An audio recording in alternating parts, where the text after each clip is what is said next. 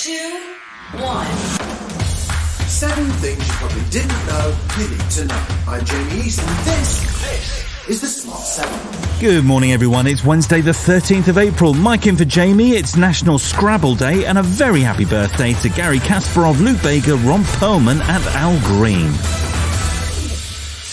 Surprise! The Met Police dropped 30 more Partygate fines on Tuesday, this time for the awkward office event that was Boris's birthday party.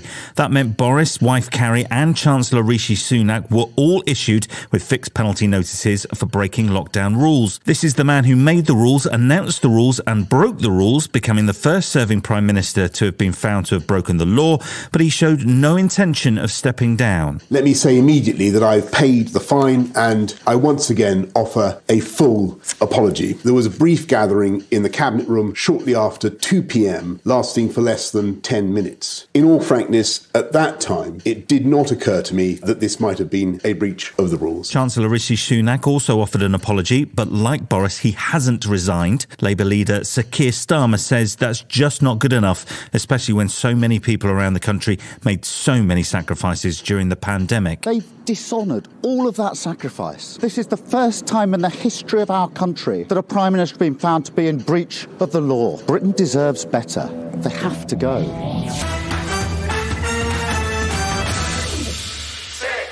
The build-up of Russian forces in the east of Ukraine continued on Tuesday as the number of estimated civilian casualties in the city of Mariupol continued to rise. It's now at 21,000 people.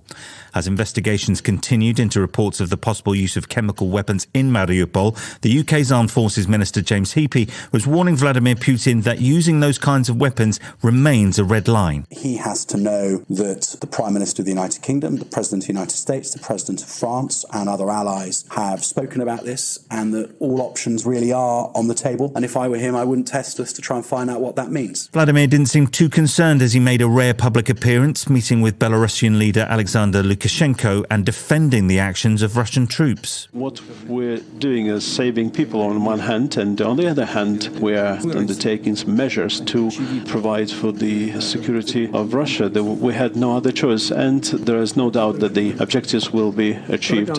Putin says Russia will be victorious in their objectives, but it'll have been embarrassed by President Zelensky's forces capturing Russia-friendly Ukrainian oligarch Viktor Medvedchuk, who's been on the run for 48 days after his pro-Russian party was banned. Vlad is godfather to Viktor's daughter. There was also a bizarre moment at the press conference when Belarus's Lukashenko announced the atrocities reported in Bucha are in fact the fault of the UK.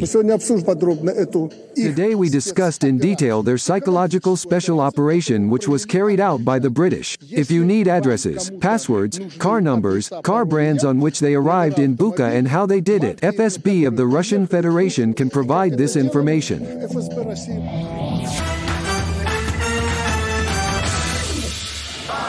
Subway commuters in New York were shocked during Tuesday morning's rush hour when an attacker detonated a smoke bomb and opened fire at Brooklyn's 36th Street station at 8:30 a.m.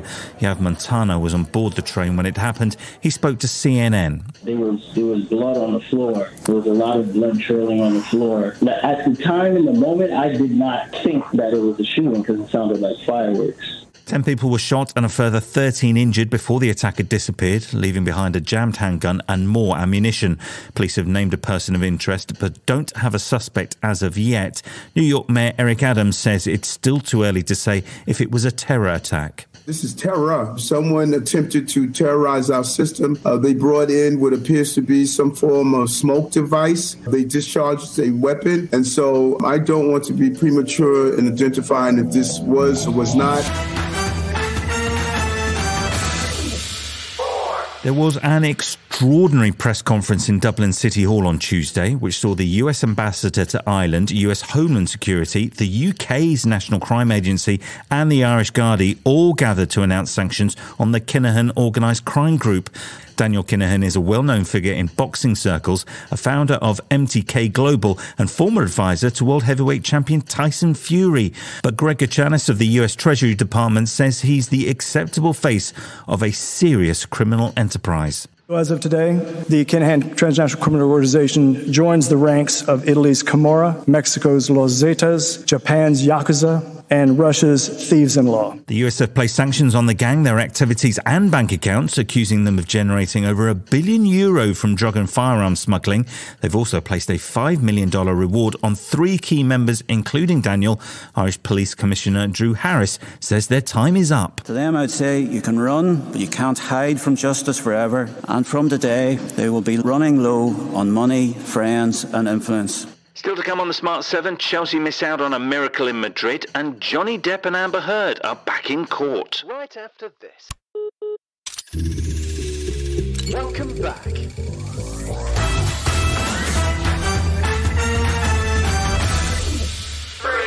Tuesday night saw the first of the second legs of the Champions League quarter-finals. Villarreal caused a major upset, knocking out Bayern Munich by drawing 1-1 on the night to win 2-1 on aggregate. Chelsea played a blinder at Real Madrid to win 3-1 in 90 minutes, making it 4-4 on aggregate to send the tie to extra time.